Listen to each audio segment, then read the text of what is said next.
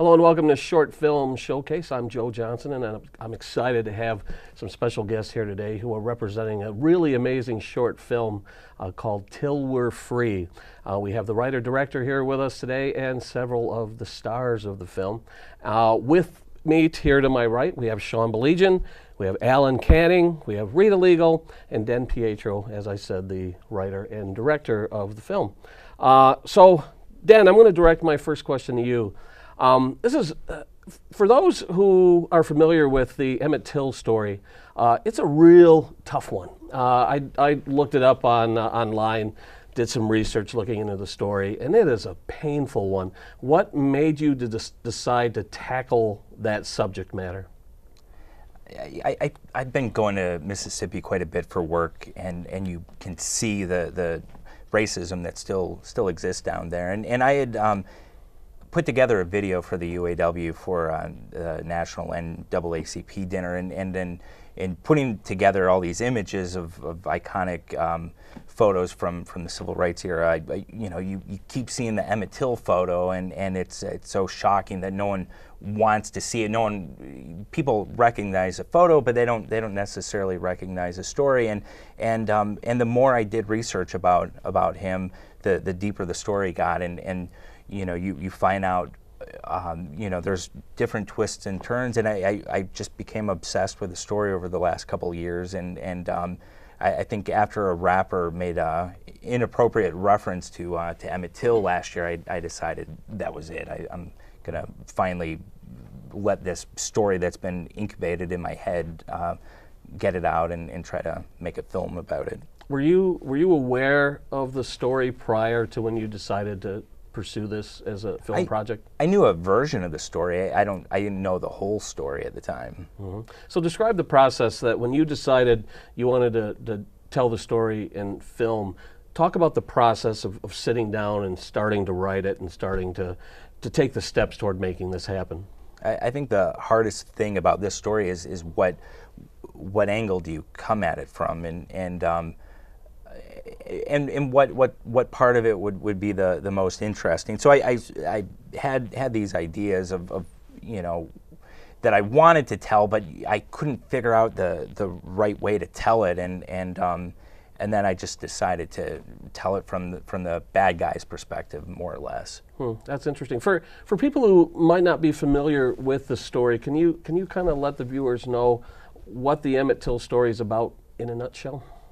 In a nutshell, it's rumored that Emmett Till, a 14-year-old boy from Chicago who was visiting his relatives in Mississippi, had whistled at a white woman, and that was something you don't do in the South, and it led to his kidnapping, torture, and murder, more or less. But what came out of that is his mom's defiance to have an open casket sparked the civil rights movement. At the time, people knew blacks were being killed down there, but now all of a sudden children weren't safe now that Emmett Till was killed. So that set out outrage throughout the country, and even Rosa Parks, who had her famous moment 100 days after his murder, said she was thinking of Emmett Till at the time, and she couldn't get up from her seat in the bus. Oh, man, it's such an amazing story. Now, when it comes time to do the film, I'm aware of the filmmaking community we have here in the Metro Detroit, and there's so many great resources as far as talent and crew and the facilities made available to you. Talk about getting some of these people involved in your vision. Well, I had done a short film a couple years ago with Ellen and Rita, and so the first person I came to was Rita. So Rita, what was your reaction when Den said, I have this idea for a short film? Were you familiar with the story, and what was your reaction when he told you about it? Not at all. I read the script and I knew that I wanted to be involved. And I know a lot of different actors in the area, and at the time, I had just finished doing Les Mis at Meadowbrook and working with Sean, and it was in the back of my head as I'm reading the script, and I'm like, oh, and then I had worked with Alan, and I'm like, okay, I got those two cast. And so I already knew we had the leads, and then looking at the photographs and going out into the community, I found great actors who are doppelgangers of the actual people. And we held auditions at the Detroit Rep and found the others. And people just, when they heard that we were doing this, they asked to be in the film. I mean, we were just getting so many people that just wanted to be a part of it. So it was not too difficult. Finding Emmett Till was a little difficult, finding that right person for that. But the other people just kind of showed up and blessed us with their, you know. Were you like me when I found out that Den was working on this project? I took it upon myself to do some online research and find out about the story. Did you find yourself looking into the details of the story? Absolutely. It's horrifying, and it's hard for me to believe that it was just such a short time ago in our history that this happened. You know, and that nobody had ever told this, you know, there'd been documentaries, but nobody had ever told the telling of it. And I think through the character of Emmett's mom, Mamie, we really feel what this tragedy was. And I think the film does a great job of kind of showing the human side of it, not just the documentary of pictures, and because that's awful enough, but when you feel the mother's pain, it becomes a lot more real. Yeah. Now, Alan, when you got involved, well, tell us about the character that you portrayed in the film, and how did you approach it? Well, I play, what the heck's the name? Roy Bryant. Roy Bryant, right? I play Roy Bryant, and he was one of the two guys, along with J.W., which was the character that Sean played. They were one of the two guys that actually did the beating and the murdering and all that fun stuff, and you know, how do you come at something like that? I mean, 14-year-old kid. It was tough, and you know, he came in and just God, you were just brutal. Dude scared me. How difficult was it? I mean, you know, when it comes to those sorts of things, I really have a hard time watching it, even if it's fictional in a film. You know, even like a movie like Django Unchained, there are moments in there that are really tough to watch. As an actor, how tough is it to portray that, and how do you separate yourself from the scenes that you play in this film? You dive in. You dive in. Oh, he was apologizing most of the time. Yeah, is that after every take? Sean, tell us about that. What's so amazing about Sean is that he's a guy who people probably recognize from TV and radio. He's not the bad guy. He's got the one of the best reputations in town of being such a good, nice guy. And here he is, you know, playing J.W. Mayim, who is, you know, one of the most despicable men in civil rights history. What was your reaction when you saw the script where you were like, man, I don't know if I can do this? Yeah, it was one of those things. I mean, you know, this is a mutual admiration club. You know, I watched the dogged determination that everybody else had, and it was my turn. It was time to step up and everything. And I dove in. You know, I did as much research as I could, and, you know, I tried to get down mannerisms. But there's nothing like, to me, and I think these guys will remember it, like the first day that we went in the barn, in the first really like ugly scene we did, like I had to call a timeout because it really just bothered me.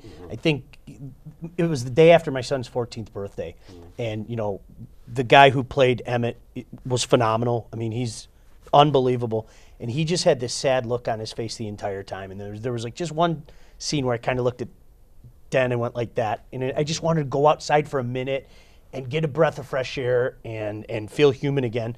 But then, like I said, when you watched everybody else, you know, pour their heart into it, and everybody brought something different to the table, you don't want to be the weak link. And that was my mindset the whole time. You know, you have to, I mean, with Den yelling at me a lot, you know, stop apologizing and, you know, stop saying you're sorry and things like that. But it was, it really was, it was just, it's a dark place, you know. You don't like being there, you know. You want to get out as soon as it's possible, but we did it. Were you able to separate yourself from it at the end of the night?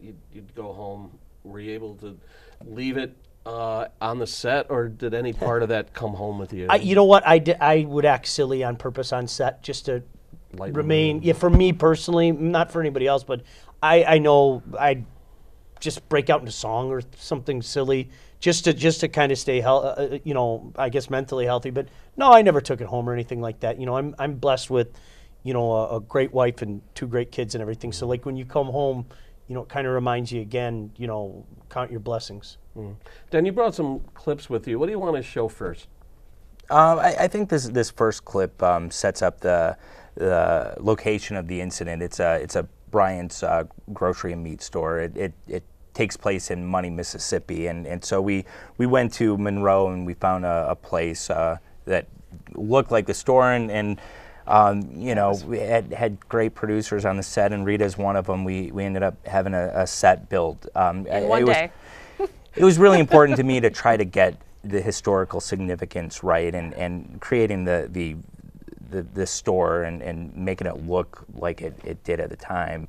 I gave the pictures to a friend of mine that I used to build sets with, Linda Van Houston, and she came up with these pieces. And we started at 8 o'clock in the morning, put up what was like the front porch of the Bryant grocery store in front of this building, shot all day, and then took it down at the end of the night. It was one of the craziest days I have ever experienced. And it was a lot of high school kids who were and doing honestly, it as well. it was my son and his friends who are in the film who really made that day happen, and it was just These are people who have experience creating sets for theatrical productions, right? So you were able to take those skills and basically make a facade Correct. of the store, even though did you shoot in the interior of the grocery store? Yeah, and luckily they allowed us in, and it had an old look to it, and you know, bought some props to try to help fill it in as well. Yeah. So this is a scene. This shows Emmett, who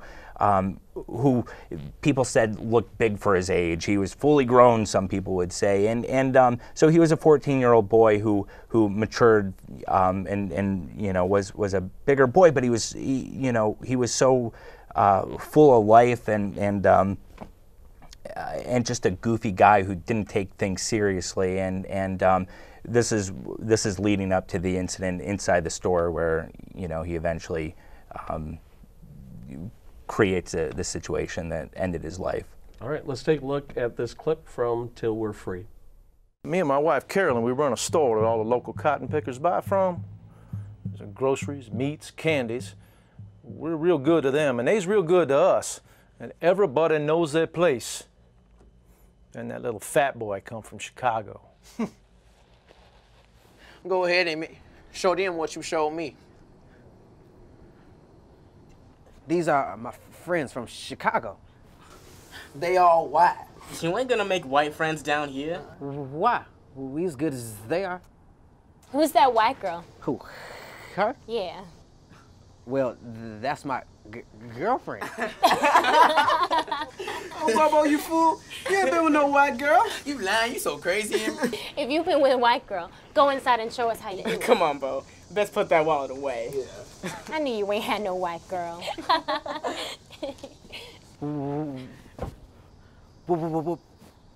Watch how it's done.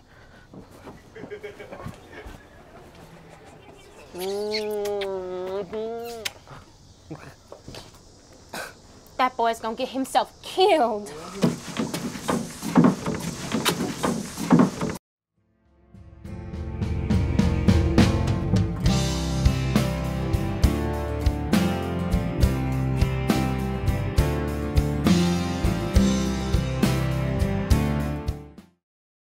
All right, so Den, talk about trying to capture authenticity. I mean, obviously you're not going to travel to Mississippi to shoot your scene, so how do you create Mississippi here in Michigan? Well, I think we tried our best to pick locations. I always wanted to shoot in Monroe, Michigan, and at the time, the film industry was at the time of shooting Bee and Custer, the film industry had come into town, and so everyone wanted these high costs of shooting and dealing with small nobody film crews, and so I couldn't shoot in Monroe at the time, and so I went back to the mayor and told him I wanted to shoot this in the town, and so we did, and I think Monroe really represents a lot of what the South looks like, and we shot a lot of this in Detroit as well, and so between Monroe and Detroit, I think we made it look so much like Mississippi. Actually, there's times that, especially at the beginning, I actually shot some footage down in Mississippi and the locations in around the area as well to kind of place in the film. So I think it looks like Mississippi, but hopefully the audience, you know, delves into that world as well. Talk about the barn, because the barn was quite a find. I mean, Rita. Yeah, Rita and Stephanie. How did you discover this barn? We were driving down the street and I saw the barn and I said, pull over. I will go talk to the owners. And so Den did. He's like, are you sure you want to do that? And I said, that is an awesome barn. And if we tell them what the story is, I'm sure they would help us. And we did. And they were more than happy. I mean, they really were. They were very kind. And they said, all right, this sounds like something that needs to be told. And, you know, they let us in their barn. And this barn is pre-1900s, is it? Yeah, it's falling apart, and it feels, you walk in and you feel that lots of bad things have happened there before we got there, so let alone what we did. And Anna Fleury, a girlfriend of mine, cleaned it up and they decorated it, and it's crazy how that atmosphere, I think it really helped the actors a lot, because I know when they got on set, it was like, you know, here boys, here's your playground, now go play. It was dark and dingy, and we were beating them up like crazy. Did it help get into character? Oh, absolutely. I mean, for me, time, like I purposely, I didn't sleep a lot. I wanted to be crabby. Oh, yeah. And I mean, when I walked around with the kind of haircut that I had, it made it even easier to be crabby. I mean, or lack thereof. Yeah, it was atrocious. But no, I mean, when you know, you're tired already, and it was a very hot day. And that barn was just, it was musty, and we were all sneezing and the eyes watering. But I mean, my goodness, that family, Rita, they opened not only their barn for us, but their entire house. So they were, come eat, use our restroom, whatever. And it was awesome, because again, it was that moment where, okay, once we left the barn, it was like, all right, let's go eat in their gazebo. Let's go get a cold drink. Let's joke around and be human again. But you know, when we went in the barn, it was time to get busy. Since we're talking about authenticity, I want to ask you two specifically about getting into character. I saw a project recently, I won't name names, but someone was trying to do a Southern accent in this project that I saw, and it was horrible. It was like Peggy Hill from King of the Hill, so over the top. When you try to find your character and you're portraying someone from Mississippi, what goes into you trying to find the right persona and the right voice, the right accent? What goes into that? You got to relax. I think you don't try to be affected. You try to just convince yourself that you're in the South. And I don't know, if you try to overdo it, yeah, it just doesn't come off. I mean, I don't know how he lost his Canadian accent. His Canadian Georgian, you know. I watched YouTube clips of Mississippi football games. Oh, yeah? Yeah, I really, I mean, I went and looked at highlights and just things like that. And I'd been down there before, but it wasn't, you know, it doesn't stay, you know, in your head and everything. But I think once I heard it a little bit and I listened to it over and over, it was a little easy to get down. I mean, I don't know how close it was, but, you know, it was, I just noticed little subtle things that I tried to apply, I guess, myself. Yeah. Sean actually used a real-life incident down in the South. Wasn't there a sheriff or something you tried to tap into? I mean, long story short, you know, you see it, it's down there. There aren't signs anymore. There isn't a sign that says, you know, colored's here, white's there, but it's down there. And a brief encounter with an officer down there, it stays in your head, and I was able to pick up some jargon from the words that officer said. Not even to me, it was to somebody that I was with. But it's sad that stuff like that still exists. It's sad. I mean, it really is. I mean, that's the reality of it, and that's why I think, like Den said, you know, you see the story and you hear about it. Like I had heard about it, but when you read it, when you really read it, then you're, you know, like, if your jaw doesn't drop, you don't have a heartbeat in your chest. You know? Right.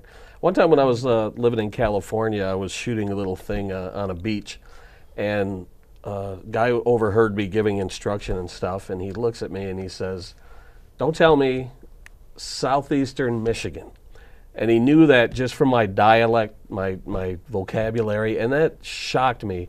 And so there are different regions, even within a state, that has different dialects and accents and things like that. Den, how important was it for you to make sure that the actors were authentic? Is that something you tried to coach, or? Yeah, you know, but in a lot of ways, you know, we had talented people who did the research, and you know, we let them bring their own character to it, and you know, they read and studied these people, so they had it automatically. I don't think I really had to help them too much. I think we got lucky with our casting director here and the people that were brought on board. How much instruction did you feel you had to give the actors as they did the scenes? Were there times you had to tell them to be more animated or to reel it in, or did you trust your actors to do what they needed to do? Honestly, I don't even remember. I do. Yeah. I remember. They yelled at me constantly. No, I mean, you know, I don't do a lot of this too, and it was tough being a jerk. I mean, it was, and there were times that, you know, I remember, and I mean this in all sincerity, it was the last scene, and Den was getting in my face something fierce, and it worked. Okay, I mean, I remember that. I was pretty ticked off. You know, I almost said a word I shouldn't say, but I was pretty ticked off, and it showed. You know, there's kind of bubbles coming out. And was that in the bar? Yeah, in the barn. That? Yeah, it was captured. Yeah, singing tobacco in his. Yeah, he got it on camera. But at the end of I know why. I mean, I had to. Alan was phenomenal. I mean, there are a couple scenes in the movie. Like I remember watching it in person, but then watching it like after the fact and just going, where did that come from? Because you know, to turn it on like that, like his character was a little more complex because I mean, my interpretation of him, and you tell me if I'm wrong. You had a conscience. There was actually a conscience there. I was just jerk. I mean, there was nothing there. I'm just a bad guy. He was the instigator, no doubt about that. So I was able to stay kind of ornery the whole time and everything. He had to turn it off and on, and that to me that was awesome. I mean, I can be crabby all day if I have to, but. You know, that's what was interesting about it. But no, Den did a good job with me to try to keep me in my proper mindset, which was a jerk. Which was mostly to keep them from apologizing. No, boy, hey, boy, we're going to take you down. I'm sorry. Dan, go ahead and set up this next clip. Well, you know, speaking of the barn, this next clip sets up the movie with a part of the barn scene and part of Mamie Till as well, and Chevonne will be on set as well, so that's what this is, and we based the story on the FBI report. They did an investigative report, and we tried to keep the story to that. This one scene is an example of one thing that we actually kind of. Didn't stay exactly true to the FBI report. There's a scene with pliers. I'll just say, but that's based on Mamie Till's eyewitness account of what she observed. So I just wanted to point that out, especially if people are passionate about the Emmett Till story, and we really tried to keep it as accurate as possible, and so that's what this scene is. All right. And you can see the intensity of these actors. Oh, yeah. All right, let's take a look at another clip from Till We're Free. This your wallet?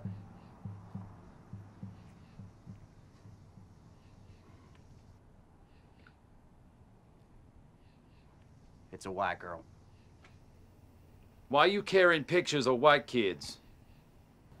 Hey, my friends. You think he's as good as me, boy? I'm as good as you are. Niggas, hold that boy down. Let's grab them pliers. I got something for you, boy.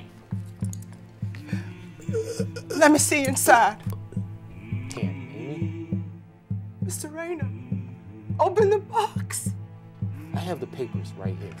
I simply can't. Then fine. Get me a hammer, a crowbar, whatever it takes. I'm opening this here box today.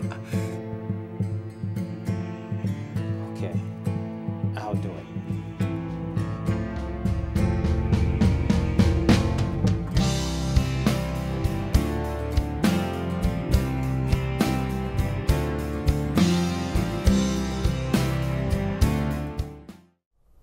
All right, that's pretty intense stuff, Den. When you did sit down to write the script, you said you wanted to base the film on FBI accounts and things like that. So what was your resources when writing the script, and did you want to try and be as truthful and accurate as possible versus, say, dramatic? Yeah, no, I try to stay accurate to everything, and I think part of it is because people are passionate about this story, and you know, and there's still going to be people who are going to debate, you know, this story, regardless. There's people who are going to say, you know, Emmett is too old, or you know, he doesn't have a stutter, even though he does. It's just amazing how passionate people are for this story. But I will argue with anyone that this story is as accurate as we could make it, and we try to do that in our locations and in, you know, the costumes and everything else. So. Did you find that some resources contradicted each other? Like, I read in some circumstances that he did have a stutter, and you're saying that there might be some people who say he didn't have a stutter. So, well, the degree of his stutter is debatable, and he definitely had a stutter. Some people said that Emmett was possibly a little mentally slow, and so we tried to bring that across too in subtle ways, but it was so important to try to get the story right, because I think we had it in black and white as well, because we want people to, you know, you hear the story, but you haven't seen it before, and now there's actually a couple project short films that are coming out as well that do different aspects of the story, but for me, I wanted the truth more than I wanted the drama, and you know, I tried to research things down to, you know, what kind of room the reporter had interviewed the guys in. More or less, he was a reporter came into town after the trial, after these two were acquitted for the kidnapping and murder, and offered them money for their confession, and so they tried to they told their story, which wasn't totally accurate and honest, but you know, I tried in every aspect to try to keep it as close as I could, try to research as much as I could. For instance, in the law office scene, there's actually a couple other people who are there at various times. I kept it down to a little bit of a minimum. There's a scene with a mother when she sees the casket and body. There's actually a couple other people in there. So with the exception of a couple scenes like that, you know, I try to keep everything as accurate as possible, down to the number of people that were in the barn at the time. And the barn actually, where he was beaten and murdered, was in Drew, Mississippi, and it's a small, confining, you know, almost shed part of the barn. And if you actually see photos of that and see the room that we shot in, you know, it's you know, really, really close. Rita, why did you want to be part of this film, and when people see it, what do you hope they come away with? Well, I wanted to be a part of it because I knew I knew the right people for the right roles, and I really think that makes the biggest difference. I knew actors, and I knew people who are not just good actors, but good human beings. Because to have to, you know, when you get Sean and Alan and good guy, I had to have good guys, because they're going to have to beat up a kid over and over and over and take after take. And somebody who's not a good guy, it wouldn't work. So knowing that you know, I knew that I knew the right people. And I also knew that I knew a lot about that era. I mean, I studied theater, I did costuming, I did makeup, and I know that era. So, and using the resources that I have, a friend who's also in the film, Harry Wetzel, who plays the writer, and we used a lot of the costumes from the Detroit Repertory Theater in Detroit, which has historical, perfect, you know, all the costumes that we have are from that era. So I feel really good about the feel, the texture, you know, from all of the barn scene and everything that we had, and costumes and hair, and you know, everybody got haircuts. Rita had so many hats. She did so many different roles in this movie, and you know, same thing for everyone. But she, you know, she was instrumental in prepping for this and did such an awesome job. But she's cutting hair and doing makeup, and I cut hair on set twice, I think, with 2 different actors. And I mean, Sean shaved his head. I mean, and he actually has a real career on camera and still had that commitment. And another friend who had hair down to, you know, his lower back, chopped it off. He said, "I've got to do this for Emmett Till." Yeah, that was Harry, who was That awesome. He had a lot of hair. There was a lot going on. I'd be remiss if we also didn't add that Rita helped break the tension with incredible back rubs on some of the long days and long shoots. And when you'd feel that time getting yelled at all day, and it was like, you know, there's Rita. But no, it really, everything came together. It was a team effort. It was awesome. It really was. So what do you two hope when people see your performances? What do you hope they come away with when the credits roll and people are sitting there in the theater? What do you want them to come away with? What do you think there? I never even thought about it. Yeah. I want Den to put up on the screen for me, that's not me. Because I mean, it was like watching it. It was like an out-of-body experience. I mean, for me personally, I think I was shocked after the fact. Once I dove in, because I had heard of it, I was shocked after the fact how many people didn't know, never heard of it, never. And that, I don't know, that kind of bummed me out a little bit. And so I think when you think about like just the horrors that sometimes man can perpetuate in each other, and I'm not trying to get on a soapbox or anything, I hope that people can look at that and say, it wasn't that long ago. You know, it wasn't that long ago. Be nice to people. I mean, the easiest thing in the world is to be nice to people. So I don't know, as cheesy as it sounds, that's kind of what I'm hoping for. Maybe after the credits are over, you can put a little video of him going, "Man, I'm so sorry." That's not me. I'm so sorry. I'd like to apologize at this time. I'm so sorry. He would stop. He would stop in the middle of a take and run up to a little kid who sometimes we have had kids who are in the next scene and stuff like that, and he'd introduce himself and just the nicest guy in the world. And if you saw his hair, we should put up a picture of him and his hair. But these poor kids, I mean, you're filming a scene, and these little boys they're 7, 8 years old, and they're kind of looking at you, and that's why I wanted to say, hey, when this is over, let's play football, and let's grab a bite to eat. And I want to be just like JW when I grow up. Dan, we're going to show the trailer in a moment, but when I saw the first trailer that you completed, the first message I sent to you was, this movie may change your life. Is that what you set out to do? Or before we get into the trailer, talk about what you hope people come away with when they see this film. You know what? I hope people go and do a Google search and find out more about Emmett Till. I think for his significance in the civil rights movement, I think it's greatly underappreciated and forgotten about. And I think part of it is the brutality of the imagery of his open casket. I think was so shocking that people just don't want to hear it. They don't want to see it. And in a way, I think it's lost his significance as a result. So I hope people go and research it and dig deeper into the story themselves. Read the court transcripts, read the FBI report, watch the documentaries on YouTube, read the books that are out there, and different things like that. I just hope that it helps to carry on his legacy. All right. Well, let's take a look at the trailer for Till We're Free. It's a really powerful piece, and it really showcases some of the amazing performances in this film. And when we come back, we're going to continue with more short film showcase with one of the stars. We'll be right back after you take a look at the trailer from Till We're Free.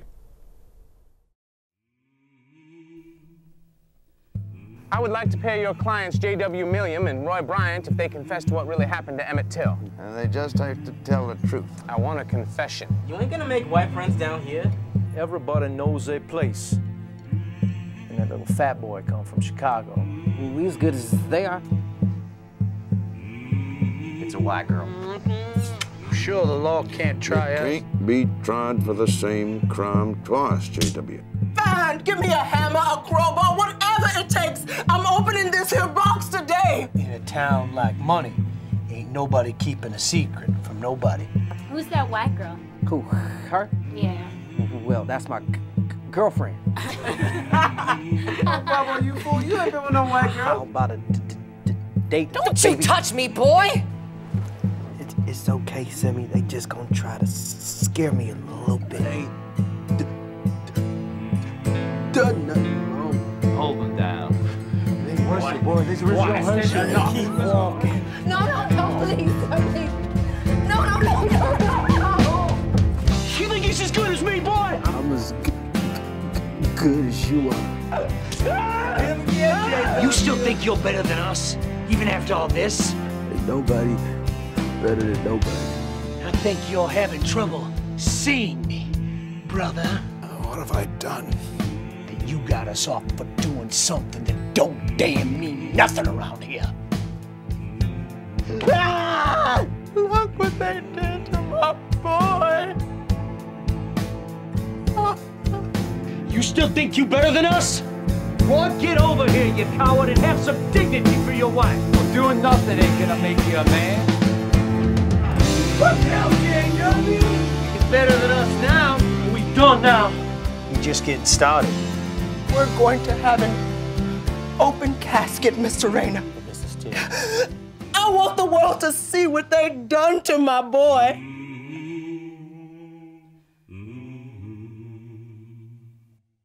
Welcome back to Short Film Showcase. I'm Joe Johnson, and we are now joined by Chevonne Wilson, who is one of the stars of Till We're Free. First of all, let's go back to when you were contacted to be involved in this project. Tell me about that.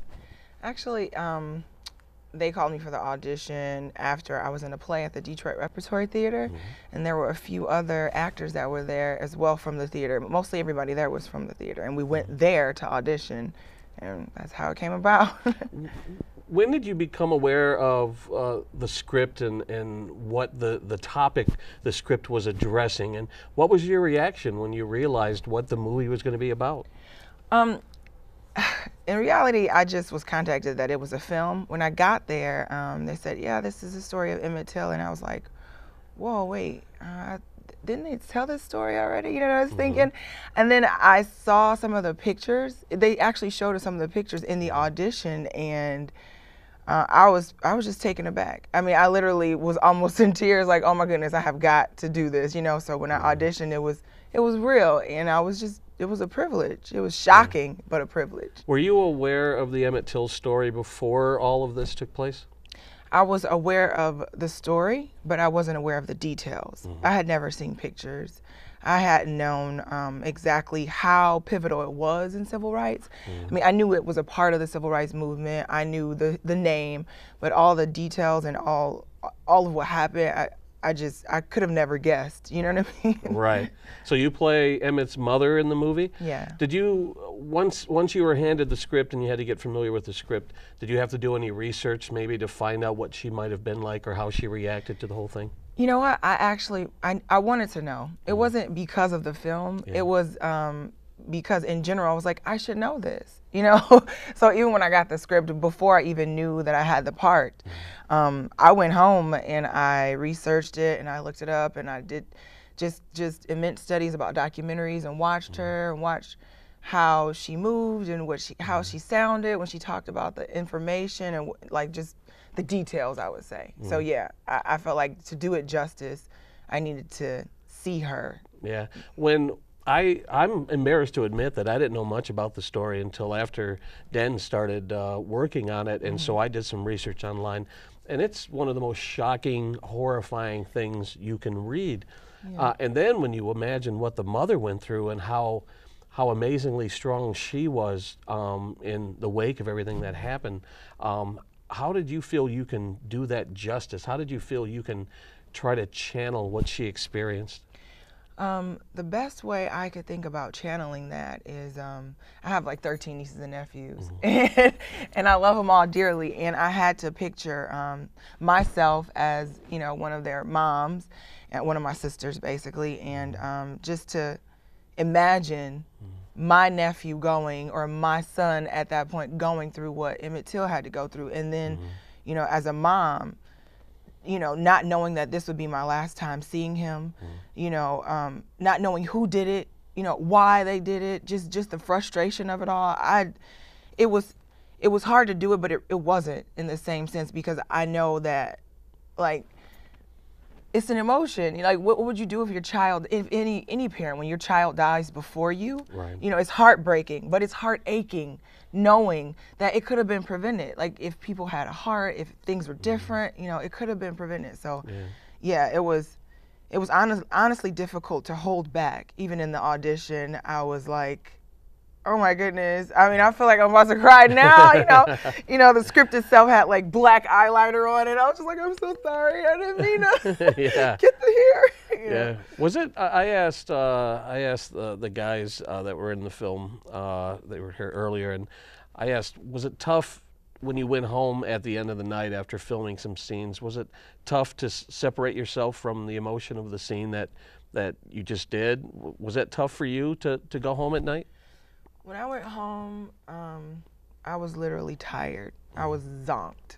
You know, after being on set and playing that role, you do internalize it, and you remember everything, and you're kind of like, man, you know, and for people not to know, or for people to just use it as just a skateboard in a song, or, you know, just, oh, yeah, I know about that. Yeah, it happened. But it's still, you know, fresh. So, yeah, it took a second to even calm down. When I got home, I had to, like, do something where I would just make me numb to, like, go to sleep, you know? Right, yeah.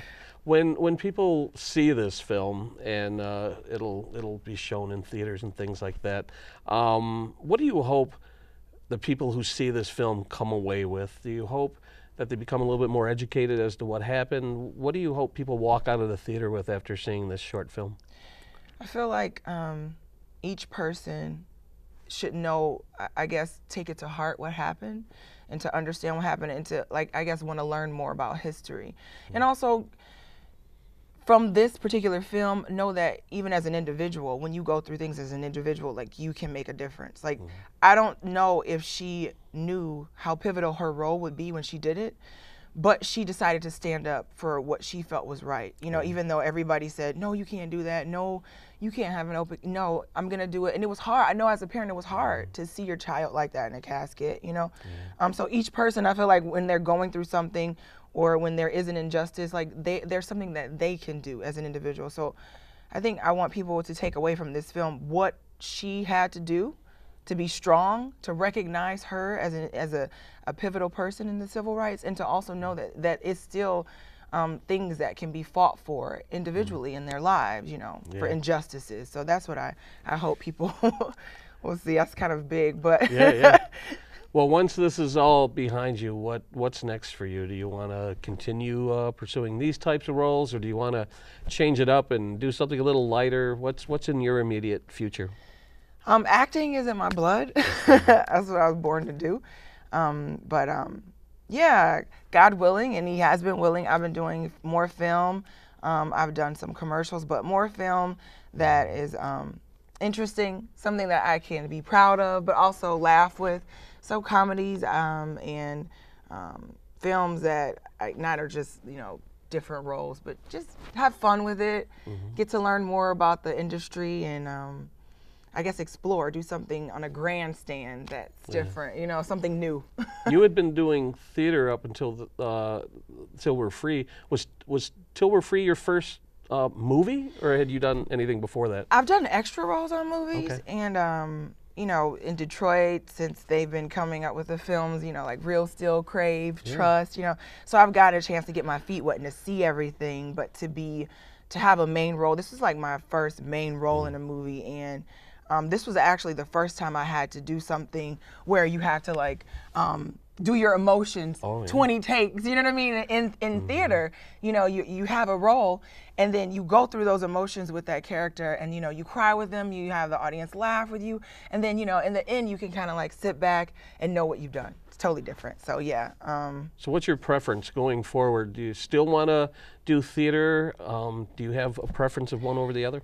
I love them all. Yeah. Theater and film are totally different. You know, you can't knock one over the other. Theater, you get the audience's reaction like right away. It's kind of symbiotic relationship. You know, I feed off of you, you feed off of me, and in film you feed off of other actors, and you get a chance to, I guess, make yourself better every take. So I like them both, but I normally do musical theater, or I love them both, you know, dancing, singing, but acting, it's a whole other animal, but I love it. It's a different feel. Well, I really hope this film impacts your life, and I wish you much success. Thank you. Based on what I've seen, you've done an amazing job in the film. So I hope it catapults you to other things. I hope you become noticed because of this. And thank you. Congratulations. God, just nothing but like favor of God, because I would have never even guessed it. I'm like, oh my goodness, are you kidding me? No, it's great opportunity, and it's just a blessing. Thank you so much, Joe, for having me. Thanks for coming out. A really pleasure you. meeting you, and thank you for watching Short Film Showcase. And until next time, I'll see you. I'm Joe Johnson. Good night.